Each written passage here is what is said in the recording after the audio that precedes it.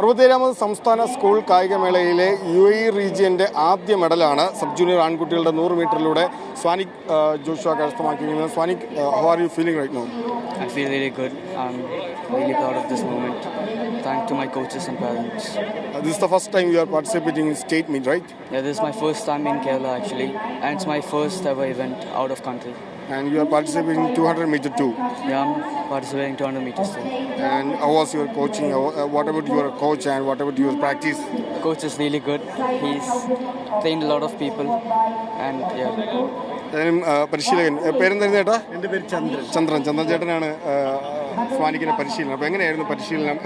ഞങ്ങൾ ഇപ്പോൾ 2 വർഷമായിട്ട് റെഗുലറായിട്ട് പുള്ളിക്കാരൻ വരുന്നുണ്ട്.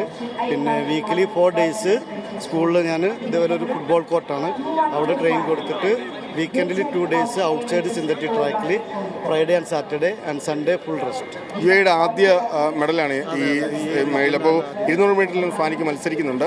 അപ്പം കൂടുതൽ മെഡലുകൾ വരുമെന്നാണ് പ്രതീക്ഷ മറ്റു താരങ്ങളിലൂടെയൊക്കെ. അതെ 200 മീറ്ററിലും മെഡൽ പ്രതീക്ഷിക്കുന്നു. ഇപ്പോൾ ബെസ്റ്റ് ചെയ്തില്ല 100 11.67 ആണ് അവൻ്റെ ബെസ്റ്റ്. പിന്നെ മിനിഞ്ഞാന്ന് വന്നതുകൊണ്ട് കാലാവസ്ഥേൻ്റെ ഒക്കെ ഒരു ചെറിയ പക്ഷെ ആദ്യമായിട്ടാണ് കേരളത്തിൽ വരുന്നത്. ചെന്നൈയിൽ വന്നു പോവാറുണ്ട്, പക്ഷേ കേരളത്തിൽ ആദ്യമായിട്ടാണ് വരുന്നത്. സ്വാനിക്കിൻ്റെ പിതാവ് കൂടി ചേരുന്നുണ്ട്, മനോജ് അല്ലേ? അപ്പോൾ എങ്ങനെയായിരുന്നു സ്പോർട്സിലേക്കൊക്കെ മകനെ വിടാനുള്ളൊരു താല്പര്യം എപ്പോഴാണ് തുടങ്ങിയത്? I saw him when he was doing his karate class at the age of 4.